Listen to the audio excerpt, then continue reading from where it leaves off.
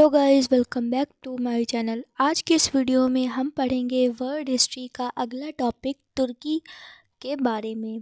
तो पिछली वीडियोस में हम चीनी क्रांति, फ्रांस क्रांति, रूसी क्रांति, अमेरिका के स्वतंत्रता संग्राम, औद्योगिक क्रांति, इंग्लैंड में क्रांति और पुनर्जागरण और इन सारे टॉपिक्स को हम लोग बिल्कुल कम्प्लीटली कवर कर चुके हैं। आज की इस वीडियो में हम नेक्स्ट टॉपिक तुर्की को कवर करेंगे। तो चलिए बिना देरी को स्टार्ट करते हैं। अगर आपने पिछली वीडियोस को नहीं देखा है तो आप हमारे चैनल पर जाकर विजिट कर सकते हैं। तो चलिए स्टार्ट करते हैं। तुर्की को यूरोप का मरीज कहा जाता था। तो जब हमने चीनी क्रांति के बारे में पढ़ा था तो वहाँ पर भी हमने पढ़ा था कि जो चीन है उसको क्या कहा जाता था, उसको कहा जाता था एशिया का मरीज़। किसका कहा जाता था? एशिया का मरीज़।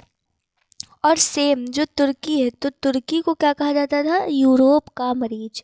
तो चीन था एशिया का मरीज और तुर्की था यूरोप का मरीज। पान इस्लामिज्म का नारा अब्दुल हमीद द्वितीय ने दिया था। तो जो ये नारा है पान इस्लामिज्म, तो ये नारा किसने दिया था? तो ये नारा दिया था अब्दुल हमीद द्वितीय ने। युवा तुर्क आंदोलन की शुरुआत अब्दुल हमीद द्वितीय के शासनकाल में 1908 ईस्वी में हुई। प्रथम विश्व युद्ध के बाद तुर्की के साथ भीषण अपमानजनक संधि शेब्र की संधि 10 अगस्त 1920 ईस्वी को की गई। तो जब फर्स्ट वर्ल्ड वार हुआ उसके बाद जो है वो तुर्की के साथ बहुत ही भीषण जो है वो अपमानजनक संधि की गई। कब की गई? 10 अगस्त 1920 को। कौन सी संधि थी? शेब्र की संधि। मुस्तफ़ा कमाल पाशा ने इसे मानने से इनकार कर दिया। और जो मुस्तफ़ा कमाल पाशा थे उन्होंने इसे मानने से इनकार कर दिया कि ये संधि उन्होंने नहीं मानी। आधुनिक तुर्की का निर्माता जो है वो किसे कहा जाता है? तो मुस्तफ़ा कमाल पाशा को माना जाता है। इसे अतुर्क यानी तुर्की का पिता कहा जाता है, यानी इस उपनाम से इनको जाना जाता था, तुर्की का पिता। अतातुर्क इस उपनाम से इनको जाना जाता है। मुस्तफ़ा कमाल पाशा का औपचारिक अगर हम उनकी जन्म तिथि देखें तो वो 19 मई 1881 है। और कहाँ पर जन्म हुआ? तो सेलेनिका में। इनके पिता कौन थे? अली रज़ा। कौन थे? अली रज़ा। तुर्की में एकता और प्रगति समिति जो है उसका गठन कब हुआ? 1889 ईस्वी में। प्रारंभ में कमाल पाशा एकता और प्रगति समिति के प्रभाव में आया। कौन? कमाल पाशा।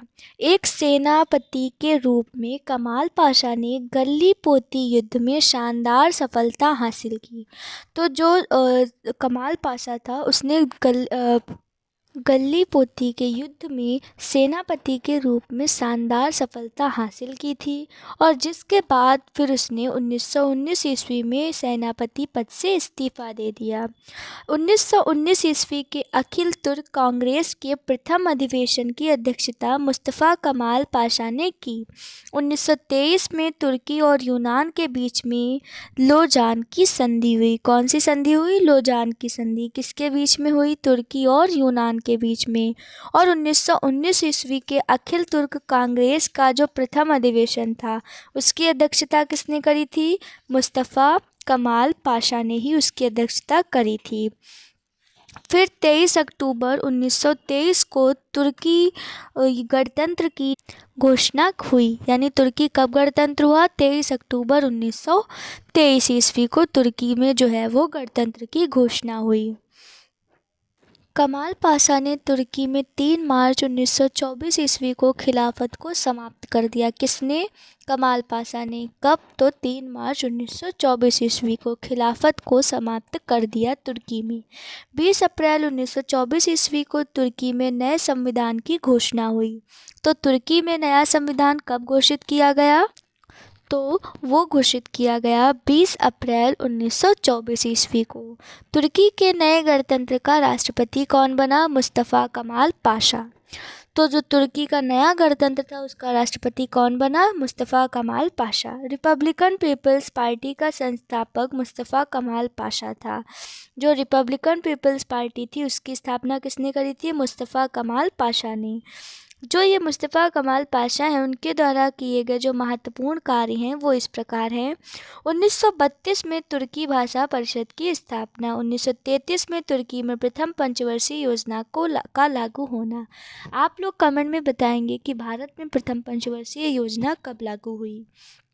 1924 ईस्वी में तुर्की को धर्मनिरपेक्ष राज्य की तो घोषणा की गई। मतलब तुर्की में जो है वो धर्मनिरपेक्ष राज्य की घोषणा करी गई। किसके द्वारा? मुस्तफ़ा कमाल पाशा द्वारा। इस्तांबुल में एक मेडिकल कॉलेज की स्थापना। तो ये किसके द्वारा किया गया? ये भी मुस्तफ़ा कमाल पाशा द्वारा किया गया। ग्रेगोरियन कैलेंडर का प्रचलन 26 दिसंबर 1925 से लागू हुआ। ये सारे कार्य जो हैं वो मुस्तफ़ा कमाल पाशा के द्वारा किए गए महत्वपूर्ण कार्य हैं।